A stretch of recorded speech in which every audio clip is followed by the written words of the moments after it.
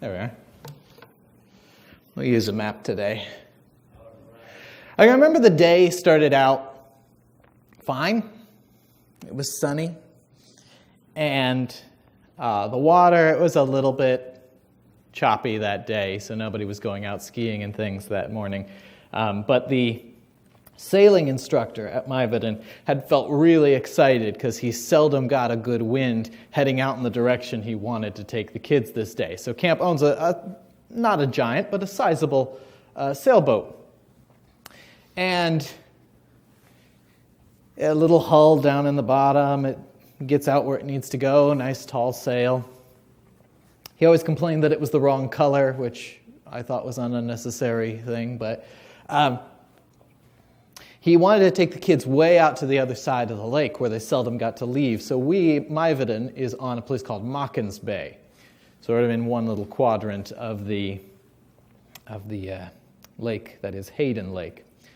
And he wanted to go take the kids way out. And since he had a favorable wind working in this direction, he wouldn't have to be skipping back and forth across the lake. He could take a straight shot over to the other side. There were some really interesting things over there. People out there have ridiculous amounts of money. And he wanted to go take them to the spot that a small community of people had paid to buy a 100-foot waterfall, synthetic. I don't have waterfall money, but I knew what I was getting into. But he wanted to take the kids out, and so he went out, and it was going to be a double period, so he was taking them for a good chunk of time. And it was just after lunch that they had left. And watched them go out and then headed out to do the various things that I had to do as boys director, checking in on different counselors, making sure they were staying sane and reducing the amount of homicidal urges that come when you deal with small children for the length of time they have to.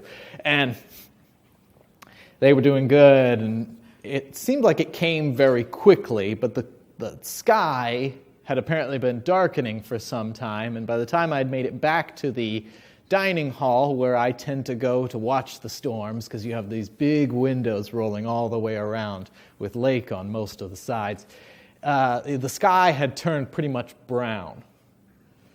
And anyone who has experienced a dark and unusually colored sky knows that it will be a problem where it comes to weather. And the boat I knew was supposed to be coming back, and I watched as it came, the wind just pounding this thing. The waves had started to swell more than you would think is possible in northern Idaho. The boats, we had actually removed all of the motorboats that we used for skiing and things and taken them over to a friend of the camp, allows us to use their harbored area because the wind was getting too much and they were starting to get knocked around against the parking spots that we have built into the deck. So we moved them out and around where they would not, sink.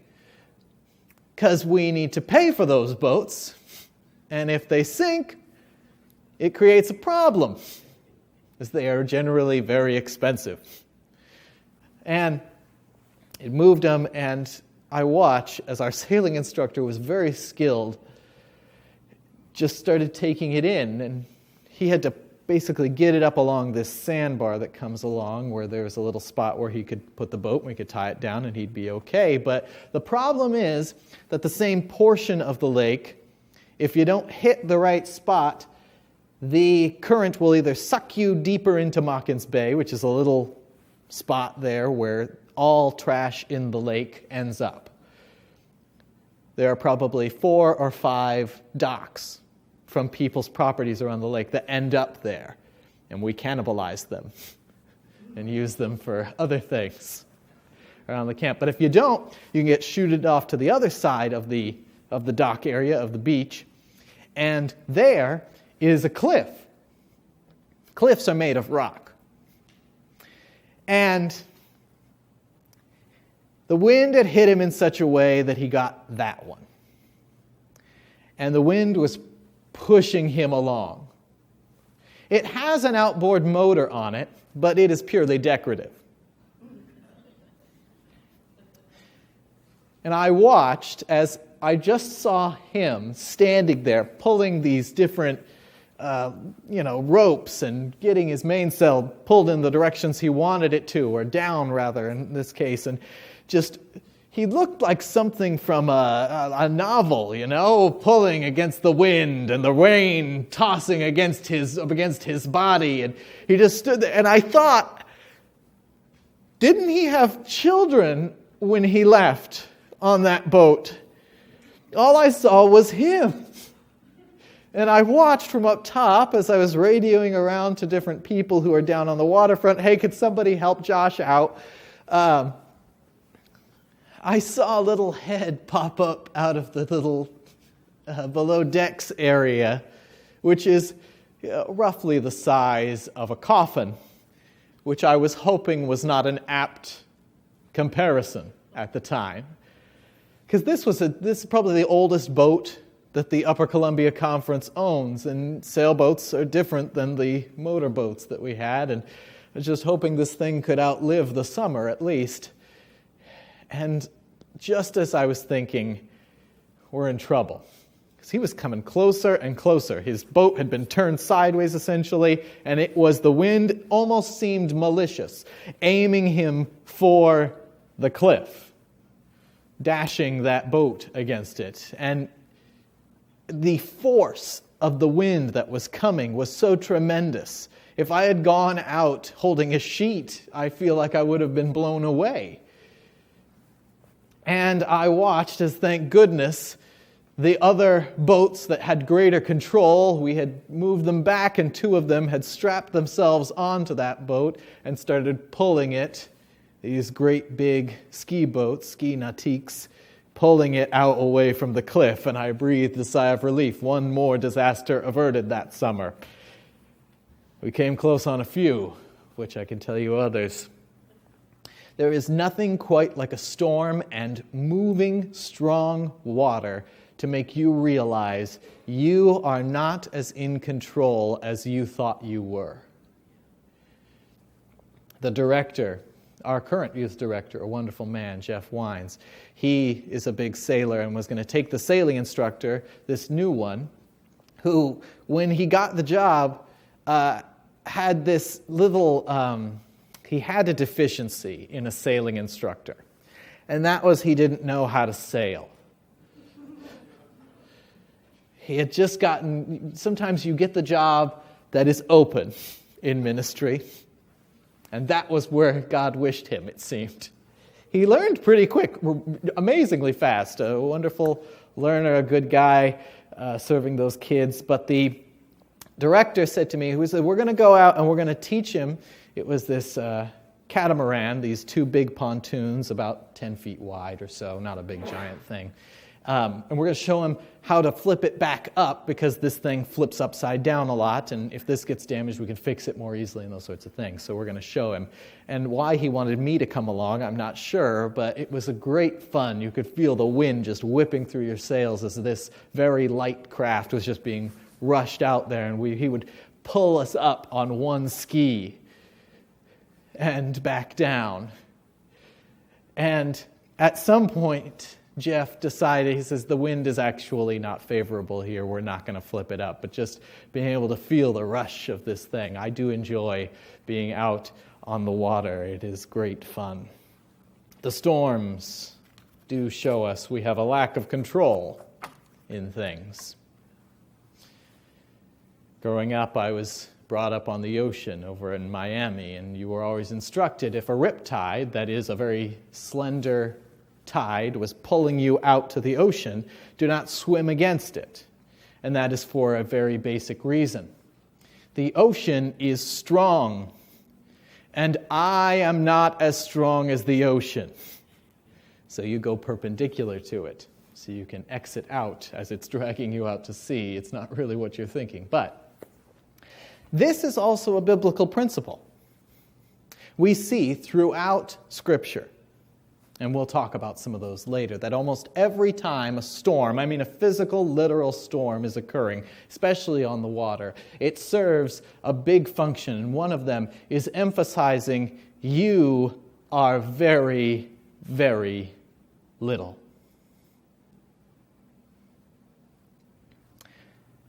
And people who lived on the water would have known that. How they couldn't fight it when the storms struck.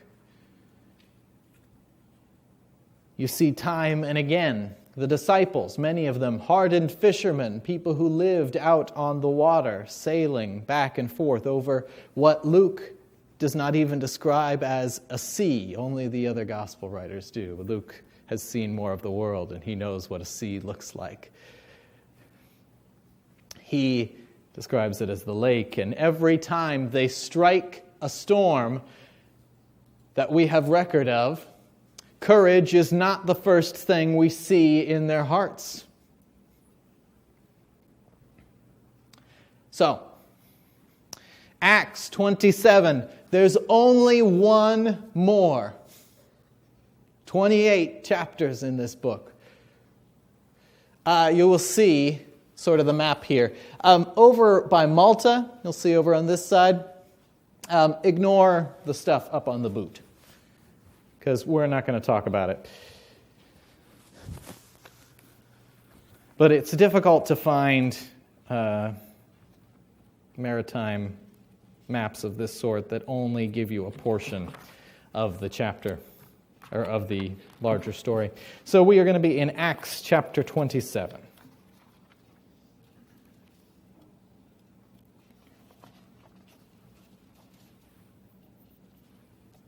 So Paul here's our background, right? Paul's been arrested. He has appealed to Caesar. The thing is, when you appeal to Caesar, they don't just send you immediately. There are several things that have to occur. One of them is you have to get a record of what you've done so that the emperor has a way of judging you based off of some information given by a procurator most of the time. But the other is there have to be enough of you at one time to make it worth the expense of sending you along. Usually you are escorted by a centurion, and a centurion does not just go and escort one person. It's usually a handful. This also, by the way, this chapter of Luke is loved by ancient maritime scholars because it is one of few detailed notes that we have of non-military boats existing and what happens on them and these different sorts of things. So Luke does much more than just give us good accounts of what God is doing. He also gives us these wonderful accounts of what's going on in the ancient world. What did it look like? And those are very few. So, Paul is finally at the point where they have enough people that they can send him on. When it was decided that we were to sail for Italy, they transferred Paul and some of the other prisoners to a centurion of the Augustan cohort named Julius. Notice something came back. And this is a theme that comes and goes throughout the book of Acts, is the author reappeared. He uses the first person plural, we. Meaning Luke is giving first-hand accounts of what's going on. So he has signed up to be Paul's companion on this. And it's kind of unsure. We're not exactly positive as to why Luke is able to go with him. Some believe that Roman citizens had the right to have a doctor travel with you. Some records say that you could have your slaves with you. Some biblical scholars believe that it's possible that Luke is a physician, we know that much, but also that he is owned by somebody, which is the opposite of how many of us feel about our relationship with our doctors. But hard to say, but we know that he is a companion with him, that he is an eyewitness. Luke is back on the scene. He's with Paul. And they're headed over to Italy. And We don't know much about the Augustan cohort. Julius is a centurion. Luke likes centurions. I couldn't say why, but nearly every time in Luke or Acts a centurion occurs in his story, he is generally viewed in a favorable light. If you go through and you were to make a study of Luke and Acts, you would find that they are often very receptive to Jesus' message, but also tend to be kind to people, which is odd for people who tended to be part of the military-industrial complex of the empire. But that is how many of the people who are centurions in Luke's gospel and his account in Acts occur. And Julius is his name. So, embarking on a ship that was to set sail to the ports along the coast of Asia, we put to sea, accompanied by Aristarchus, a Macedonian from Thessalonica. Again, we don't know much about Aristarchus. He may be another prisoner who is converted. He may be another companion of Paul's. He's here, though.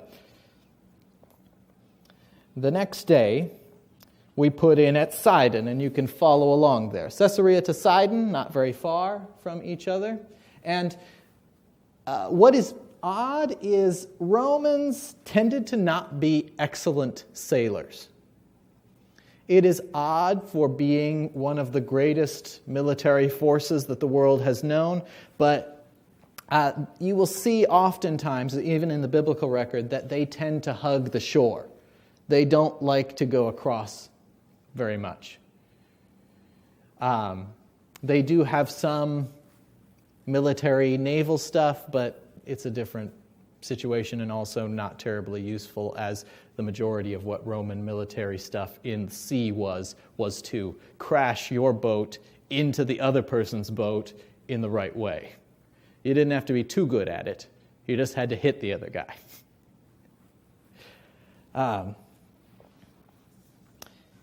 The next day. The next day, we put in at Sidon, and Julius treated Paul kindly and allowed him to go to his friends to be cared for. So there are Christians over here. We don't know how Paul knows them. Could just be that he finds other Christians and he joins up there, but that is a thing. And we see that there is some sort of relationship that is sparked between this military man and Paul, that they have developed some sort of rapport that has resulted in him viewing Paul favorably. And I think that is because Paul is a good Christian. He will behave probably in a loving and kind manner even to people who are his captors, which has been part of his MO throughout his entire imprisonment. Putting out to sea from there, we sailed under the lee of Cyprus because the winds were against us. The lee of Cyprus, you will see, is up over on this side. Now, that is because during this particular time of year, it will act as a shield from the wind. So the lee is the protected side. So when we see the word lee, that's essentially what Luke is referring to, is the boat's moving around in this manner because it's protected from the wind. After we had sailed across the sea, that is off of Cilicia and Pamphylia, we came to Myra and Cilicia. So we see Myra, they've made some pretty good routes, and as you can see, hugged the shore pretty well. They've cut across some harbors and some dips in there, but generally stayed pretty close. We came to Myra and Cilicia. There, the centurion found an Alexandrian ship bound for Italy and put us aboard. So, we sailed slowly for a number of days and arrived with difficulty off Cnidus, or Cnidus.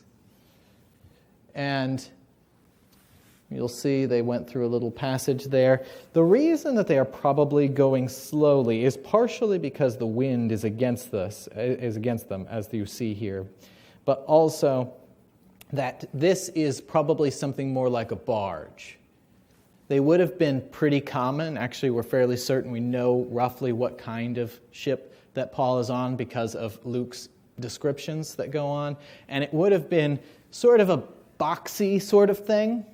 It would have had one mast, a square one sail, and it would have had two big oars acting as the rudder instead of one. And these two would have been tied together here, and you would have essentially turned the boat like that. And that becomes evident later on, but it is also part of the reason that they will do some of the things that they do when they hit rougher water. So, we'd sailed slowly for a number of days and arrived with difficulty at Candace, and as the wind was against us, we sailed under the lee of Crete, off Salmone. So you see, again, the lee is different here. Crete is there. Crete, by the way, is where Titus is from the book of Titus. He's somewhere in there around this time period. Sailing past it with difficulty, we came to a place called Fair Havens near the city of Lycia. So, Fair Havens is not a place that currently exists, but apparently the sailors did not feel it was a very fair haven. And it's probably because, not because the wind was against them or the weather was bad for docking there. It was probably because it is a small town. And if you were a sailor of the time, you didn't want to be stuck at a small town. And this is a barge, right, with some people who have been traveling a great distance. Alexandria is in Egypt, right? Egypt is the corn belt of the empire. Egypt at this time is Rome's Nebraska. That's where you get your corn. So it is probably making multiple trips back and forth and doing different sorts of things. The problem is with grains of any kind is what happens when they get wet. They become much more dense. So, right now, we have already seen that they are having some difficulties. They've gotten to this point. It's been difficult. The boat's not moving terribly fast. And they are probably wanting to get to Rome as quickly as possible because that would result in the delivery of their things, which means they're going to get money out of it. That's the whole reason these things are going up and down all around this sea all the time. Is they're collecting and delivering. They are our UPS trucks of the time. And periodically they would pick up people. And Roman centurions or other Roman soldiers or those sorts of things could commandeer the vessel for this purpose. Since much time had been lost and sailing was now dangerous because even the fast had already gone by. The fast is speaking to the Day of Atonement. So it's not giving us so much a spiritual lesson in this, but actually giving us a time of year. So, in this, we see, I've jotted these down, May 27 through September 14. These are the months, these are the window that Rome viewed was good sailing. The problem is that at this time, the Day of Atonement would have been in October. So, that places us in the what is called danger window, or very close to it, which is October to about November, late September to October. There is a small window of unfavorable things. And this would have been right on the edge there. And then, of course, later in the year, it is deemed suicidal to travel in the months of November on through. So they're in a bad time of year. They finally made it to the point where they should be. They have a protected area They're at Fair Havens, which sounds fine to me. The name says it all. Fair Havens. Just not a very big town. So, the feast has gone by, or the fast has gone by. The fast is, we fast prior to this time of year if we were Jewish people of that time, because that is actually the one time of year in which you are asked to fast. And that is the Day of Atonement, is when we seek to make right the things that we have failed at in following God in the past year. So, here is, what's odd is Paul has not talked very much so far, and that seems a little funny to me when I go through long stretches of this latter half of Acts and I don't hear from Paul. Because if there's one thing we know about Brother Paul, it is that he will talk. Fear not, though. Paul advised them, saying, Sirs, I can see that the voyage will be with danger and much heavy loss, not only of the cargo and ship, but also of our very lives. It's a very reasonable way to say, if you take us any further, you will kill us all. Fair enough. That is Paul's advice. Paul tells us, by the way, that he has been in 3 shipwrecks prior to this. They're not recorded in Acts, they're recorded in other places, but 3. And if I was on the boat with Paul, say I'm Luke, and I know this story, he's the last person in the world I would want to be on a boat with. He's gone through 3 shipwrecks already. But Paul says, he's been through this. He says, hey, we're at Fair Havens. We're in a spot. Like, if you press on, you will kill everyone on this. You'll lose the cargo. It will be a wreck.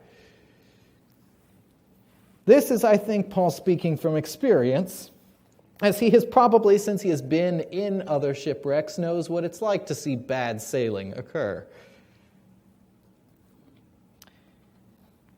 But the centurion, he listens to the owner of the ship and the pilot rather than Paul. He pays more attention to them. So the thing is, this distance between Fair Havens and that dot up there, Phoenix, that's where they want to go. That's where they want to winter, as I know many people do. Different Phoenix, though, that's only about 41 miles. It's less than 50 miles, for sure. They're not trying to go all the way. They just want to go a little bit further. To them, this seems like it's probably reasonable, it's fine. They haven't heeded the words of a man with experience, a godly person in their lives. I do not think, while it is possible he is speaking from a divine standpoint, I think that it differs a little bit, what he's saying, from some later things that he has to say when God gets in touch with him. As Paul says, we're all going to die. The ship's going to go down, essentially, is what he's saying. If we leave Fair Havens and we head for Phoenix, we got bad news. So, verse 13. When a moderate south wind began to blow, they thought they could achieve their purpose. So they weighed anchor and began to sail past Crete, close to the shore, as is standard operating, right? They're close to the shore, and you'll see we lose them for a second. We're not sure where exactly they're headed. So they think, the wind's fine. It's doing okay. Mild, going towards south. We can tack around and go there. And here's where the problems begin.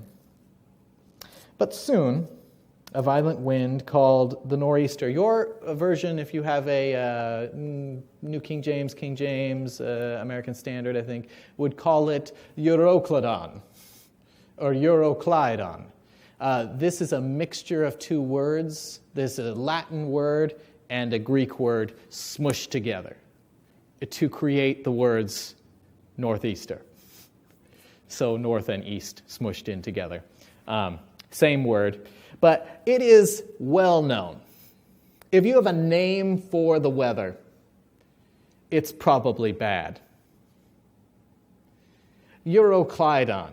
It sounds like a Batman villain. It doesn't sound like any sort of wind that you would want to encounter. So, the nor'easter. In this region or in this time period, it would have been what you dreaded, being struck by a nor'easter. Even now, when I get hit by a nor'easter around here, I'm not crazy about it. Nothing good, I feel, comes from the Northeast in general, but it's cold, right? When we get hit by a nor'easter. Cold and wet. So, the nor'easter rushed down from Crete. Since the ship was caught and could not be turned head on into the wind, we gave way to it and were driven. So essentially, they let go of the rudder and they're letting the ship do whatever it wants. They're letting the wind just have their way with it. And it's not a great idea, because now there is zero control. You've lost pretty much everything. It is possible within strong winds to regain some control on things, but unfortunately, this was not a terribly advanced ship. And also, the two rudders make it a lot less maneuverable and controllable than the one simple would have done. And off they go. So you see that line where the nor'easter hits them, and off they go. Not hugging the shoreline where they would like to be, not just crossing little gaps of ocean, but instead being pushed out into the middle of the sea. When you are further away from land, the wind has a tendency to have nothing that breaks it up. Anyone who has ever been to North Dakota knows what this experience is. That there is nothing to stop it.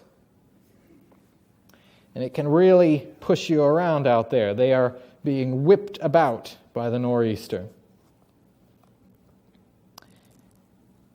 By running under the lee of a small island, we were scarcely able to get the ship's boat under control. So they have a little boat on the side, right? That you would have if you need to go to shore, because the larger boats would go aground before they hit the beach. So they're trying to pull this thing in because it's probably affecting the way things are going. And also, if the ship goes down, you're definitely going to want the lifeboat, the dinghy, with you. So they're pulling that up.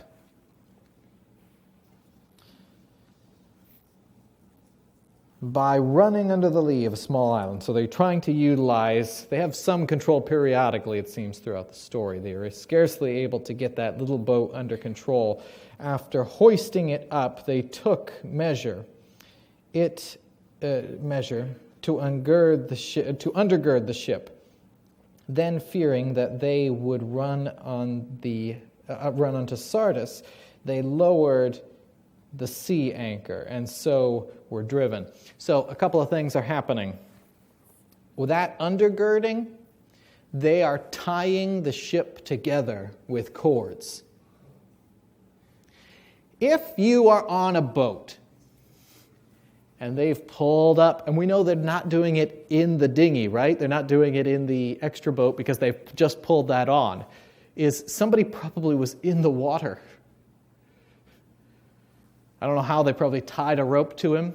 Mariah's grandfather was a Navy man, and he showed me a picture once from his Navy book of how they transferred the chaplain.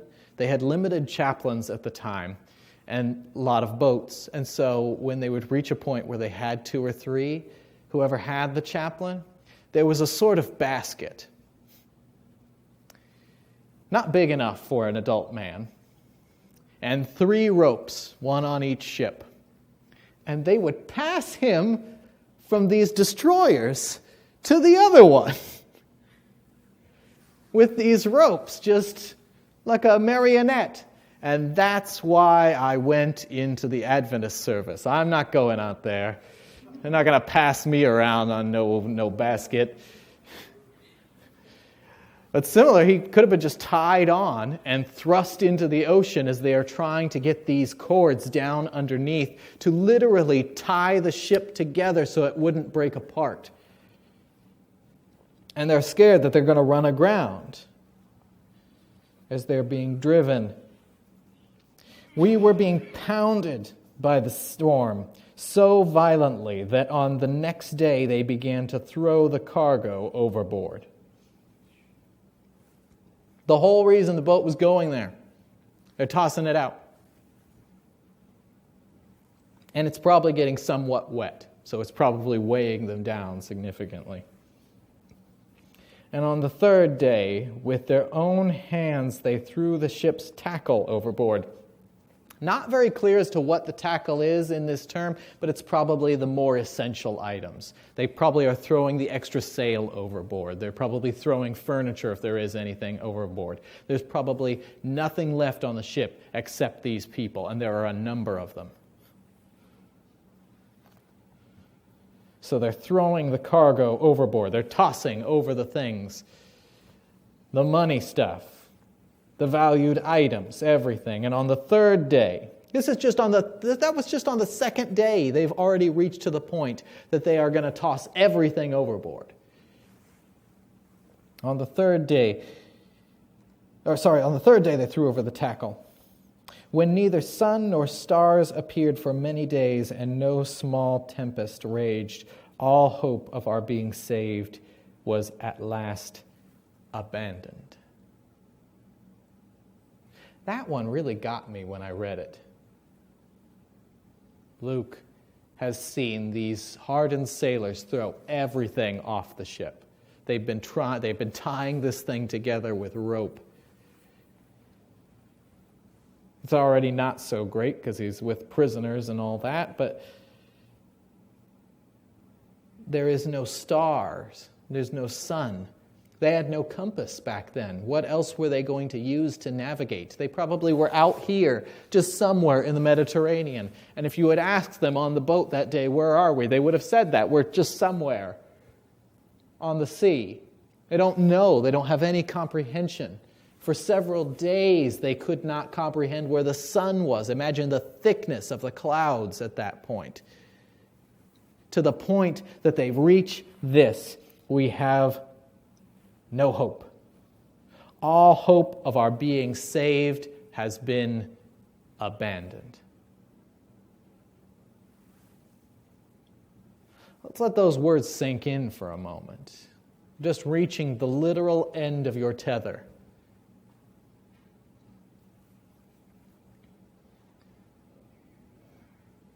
All hope of our being saved was at last abandoned. We tried our way. We tried to push it as hard as we could, and now we are doomed. I do not like despair, but I think we see it a little bit in Luke's writing here, as he is remembering back to the day when they thought that all was lost because they could not control what was happening. The storm had them firmly in its grip, and there was no way out. No sailor, no prisoner, no military strongman was going to be capable of getting them out of it. This was it. Since they had been without food for a long time, Paul then stood up among them and said, and it's probably that they're not foregoing food because they are just, feeling religiously pious at the time. It's a high chance that anyone in this circumstance is not going to want to eat and probably would not hold on to what they consumed for long. But also it is possible that there is no food on the thing except for maybe some very small rations. We'll see. So it's been a while. Paul then stood up among them and said, "Men, you should have," this is always, this is great advice when you're in a crisis, this is a great line to lead out with. "Men, you should have listened to me." That's not where he ends, but just a real classy thing to lead out with, Paul. Paul says, "You should have listened to me and not have set sail from Crete and thereby avoided this damage and loss. If you had listened to me, we wouldn't all be out here. You would have kept the grain. You would have seen the tackle would still be intact. That boat would just be bobbing along on side of us. We wouldn't have to tie this thing together." I don't think it's placed from a conceited place, though. He's right, isn't he? I bet somebody on the boat was probably thinking the same thing. We should have listened to that guy, that preacher who's on the boat with us, because he said when we were back at Fair Havens, when we were just sitting there, sure, it was boring, but we weren't going to die. We still had the corn on board. Like the boat was just sitting there. We had the tackle. If we need another sail, we're done for now. He said we should have listened to him.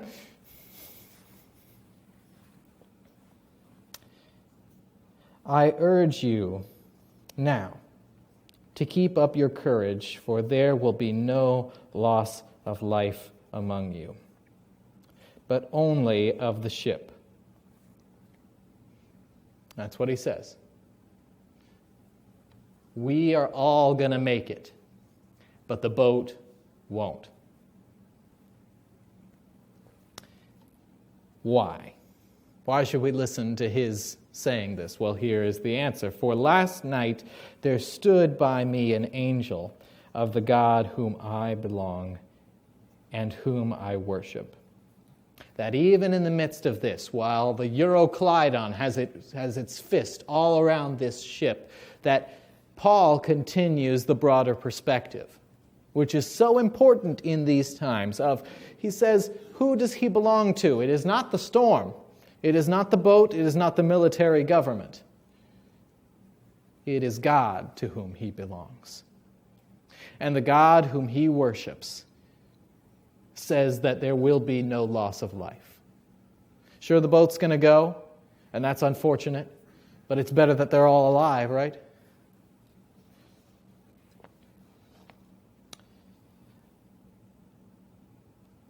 So, he says, last night an angel came, and he said, "Do not be afraid, Paul. You must stand before the emperor, and indeed, God has granted safety to all those who are sailing with you." Remember the promise. Even in the midst of Paul's bad day, the first time he's arrested, God says, there's a plan in place, Paul. This isn't the end of the road. You're going to Rome. And at every point when you feel like he was in prison for 2 years, you don't think at some point he felt like, when's it going to happen? How is this possible? The answer is purely that God has a plan, that God is who Paul belongs to, and that God's going to do what God's going to do. So the place then is for Paul to trust God. And he reminds him here, as God must feel it necessary, you must stand before the emperor. And indeed, God has granted the safety of all those who are sailing with you. Some versions I like to say that God says, I have granted you the lives of all those that are with you. That Paul is now the ship's lucky rabbit foot. That God has placed his hand on that boat. And Paul's going to make it, and so are the rest of these people. Who's on the boat? Keep this in mind. If Paul is on his way to Rome, it stands to reason that there are a lot of other men who have been arrested, who have either lost their trial and appealed to Caesar or preemptively appealed to Caesar. Like, these are prisoners who are on this boat. There could be also some regular people in there too. We don't know exactly. But there are certainly, absolutely, other prisoners. There are Roman centurions on board, that they are in God's hands too. And this changes everything, doesn't it? That we go from, we threw everything overboard. We were out there in that blue spot, and we did not have a clue where we were because we could not see the stars or the sun. There was no guiding light around us. We had abandoned all hope. And it was there that God showed up and reminded Paul, there is still yet hope. There is still yet something bigger going on.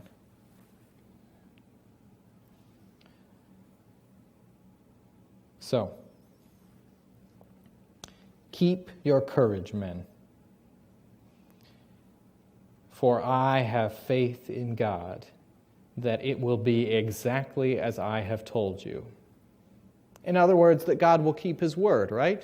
That I have assurance that you don't need to be scared anymore. Sure, we may get a little nauseous from here on out, but that the situation is going to be vastly different because we have the promises of God to hold on to.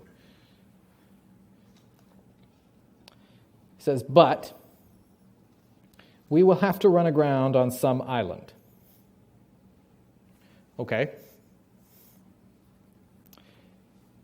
When the 14th night had come, 2 weeks of this. When the 14th night had come, as we were drifting across the sea of Adria, about midnight the sailors suspected, or some versions say sensed, that we were nearing land.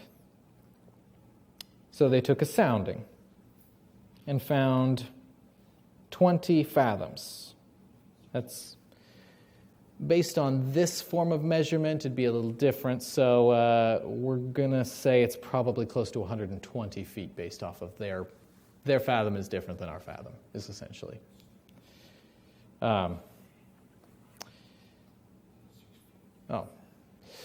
You know what? It's not different. I did the math wrong. I split it in half. It is. So their fathom is about the same. So we're talking 120 feet down. The boat probably goes about 40 feet below the water. They took a sounding again. 15 fathoms, so it's getting shallower, right? Fearing that we might run on the rocks, they let down 4 anchors from the stern and prayed for day to come. The anchors that are mentioned periodically, you want a good debate. You find some guys who specialize in this sort of religious text and ask them what that anchor was like. Because when we think of an anchor, it's a metal object. For them, they have many different kinds, one of which would have been a stabilizing thing. So it would have been more like a parachute out in the water of skins that would have gone off to the side, and you would have had the current work against you a little bit there. But that's kind of how they would have hoped to slow down. There's probably some form of metal or hunky thing that they're going down there. There are some people who believe they have found these 4 anchors. I have my doubts. But they certainly look to be very old. So they let down those anchors.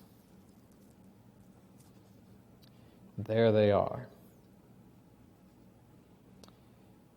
So they've gone down, they've seen the shallowing of the areas. They probably cannot see the land at this point, and they're fearful that they will run aground. So they let down their 4 anchors from the stern and prayed for day to come. But when the sailors tried to escape from the ship and lowered the boat into the sea, on the pretext of putting out the anchors from the bow, so probably these ones are the skin anchors. And these guys are trying to sneak off, essentially. They are taking the boat, right? They brought that little boat on board, and they're taking it off and lowering it down, and they're telling everybody, oh, we're just going to fix these anchors, which is hooey. What they're trying to do is ditch everybody and make it to shore and survive. So, Paul said to the centurion and the soldiers, this is the best crowd he could have said this to, unless these men stay in the ship, you cannot be saved. You think these centurions, these guys whose job it has probably been for some time to guard prisoners, don't know there's some nonsense going on, some shenanigans? No. You know what they think is these sailors are trying to let themselves down and leave us soldiers here to die. So you know what they're going to do to that boat? Here's how you can tell they took it personally. Not just that they have internalized and trust Paul, that Paul has earned some level of credibility, but also that this has not gone well for these sailors. For last night, I've lost my spot.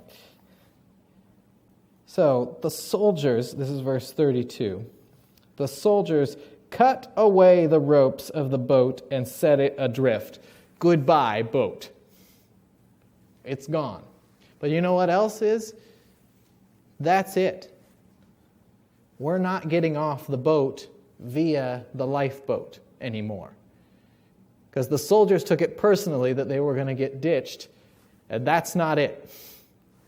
God says everybody's going to be okay. He says not a hair will be lost from anyone's head. You know how God can tell?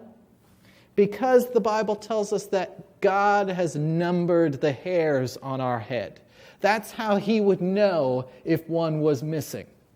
Even on a boat full of soldiers and miscellaneous people and sailors and prisoners, that each and every hair was known by God and valued, and that he wasn't going to let one of them drown, and that you didn't need the boat, that it was perfectly fine for it to be cut away, because it was not the thing that was going to save them anyway. It is God's hand in the storm, active. Just before daybreak, Paul urged all of them to take some food, saying, "Today is the 14th day that you have been in suspense and remaining without food that they haven't eaten in basically 2 weeks. I'm starting to feel hungry now." It's not been 2 weeks, I assure you.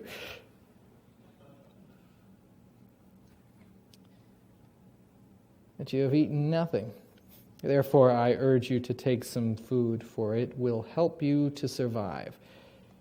For none of you will lose a hair from your heads, not one hair, which is known and numbered by the God who promised he would rescue us.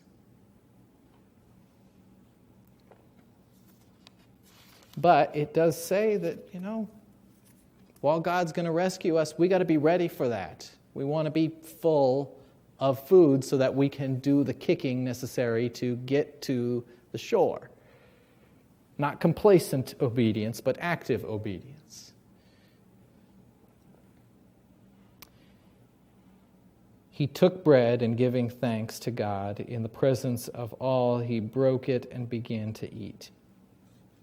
Then all of them were encouraged and took food for themselves. That he prays there. He just says thanks before we eat. I think that is always a good practice, as sometimes we forget to pray throughout the day, but a meal can always remind us. And that he prays in the presence of these people, that he gives thanks for it. We were in all 276. 276 people crowded onto this boat. It was probably not spacious, by the way. They were crammed in together.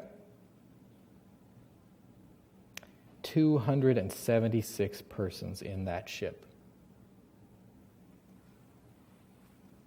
After They had satisfied their hunger. They lightened the ship by throwing the wheat into the sea. So more stuff is getting thrown overboard, more cargo, essentially.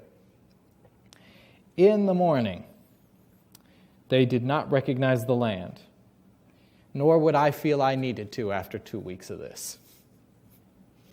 But they noticed a bay with a beach, which they planned to run the ship ashore if they could.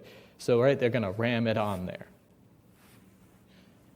So they cast off the anchors and left them in the sea. At the same time, they loosened the ropes that tied the steering oars, then hoisting the foresail to the wind, they made for the beach. There is more foisting in this chapter than any other book in the Bible. Just a thing I've noticed. But striking a reef. So they're trying to shoot this thing so that it just hits the beach. But as many islands do, there is a protective reef around it, right? And so they hit that instead. No luck for the coral that day, but they're going to get off. They ran the ship aground, and the bow struck and remained immovable. So they're stuck there. But the stern was being broken up by the fierce waves. So the ship has hit this reef, right? It's rock and coral and all sorts of really hard stuff. The ship is starting to break apart. It's been tied together for 2 weeks.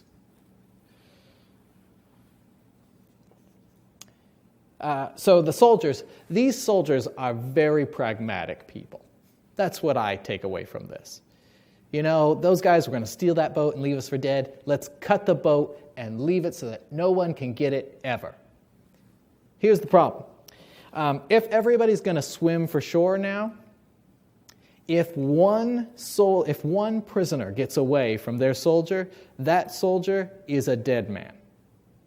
That's the rule. In fact, it is possible that that entire grouping of soldiers would have found their lives forfeit, depending on the circumstances. So the soldiers have a solution. The soldiers plan to kill the prisoners so that none might swim away and escape. I suppose that would have solved the problem, but violates the plan.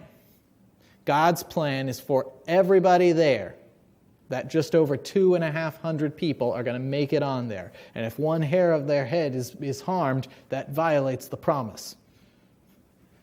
So he cannot have them being harmed. But the centurion, wishing to save Paul, God plays on this previous relationship, kept them from carrying out their plan. He ordered those who could swim to jump overboard first and make for land, and the rest to follow, some on planks and others on pieces of the ship. And so it was that all were brought safely to land.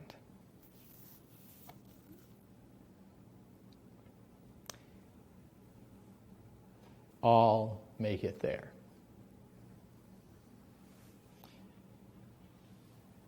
And it's nuts to me. Probably most of them can't swim.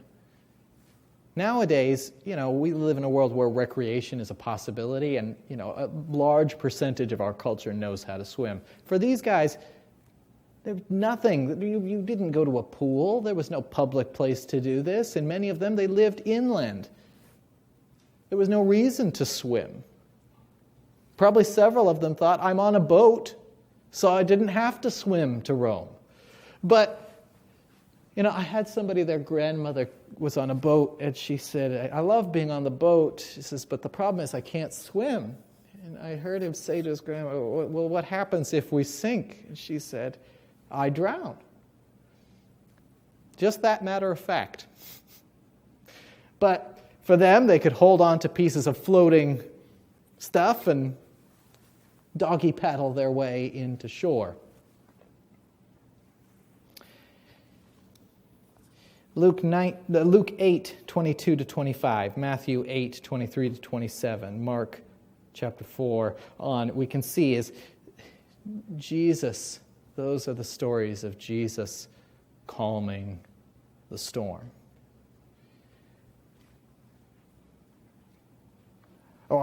Yes. And you know why Luke disappears briefly? We largely believe this. He doesn't he doesn't use those first-person plurals during the times in which Paul's in prison. Well, Caesarea, right there, this dot here, these little water formations there, that's where Israel is. Right around, all through there. Guess what we believe Luke is doing while Paul's in prison? He's beginning the process of writing Luke. That he's collecting these stories. As he's sitting in the midst of this, I wonder if he holds on to that dear story somebody told him that he recounts in Luke chapter 8. Of how we were on the boat and the winds were against us and there was no hope of escape. But Jesus was just asleep. He wasn't worried. And that he commands it. Shh. Settle down. That in Matthew 14, Mark 6, John 6, Jesus actually is literally above the storm. Odd that Luke does not recount this story. That he just sees the storm, and the easiest way to get where he's going is to walk on it.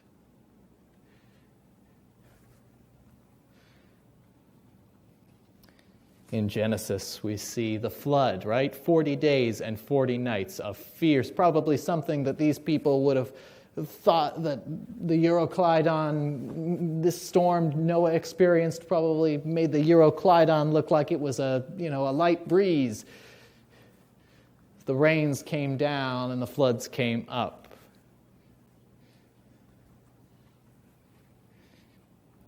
And Jonah, in his storm, a fish swallows him up, and he makes it. See, storms in the Bible, they perpetuate this very obvious way of saying, you are not in control. And there are times in which it's just like everything seems like it is literally, in the cases of these stories, blowing against you.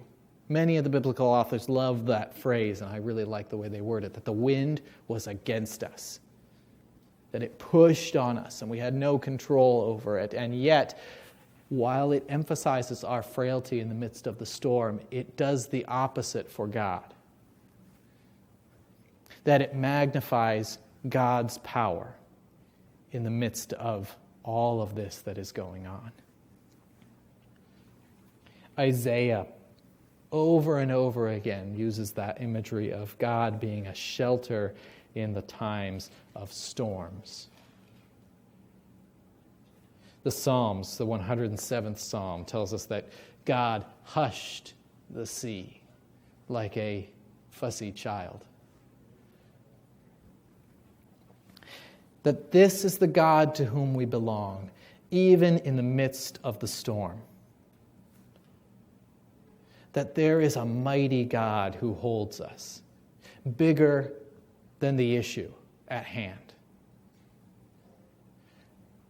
You're talking about this in Sabbath school today, is that oftentimes it just seems like we cannot see the full picture. That there is so much more going on, and that on our side of it, there are many times in which it feels like things are out of control and nothing is going right. But that the deliverance of God is still a mighty factor in our lives.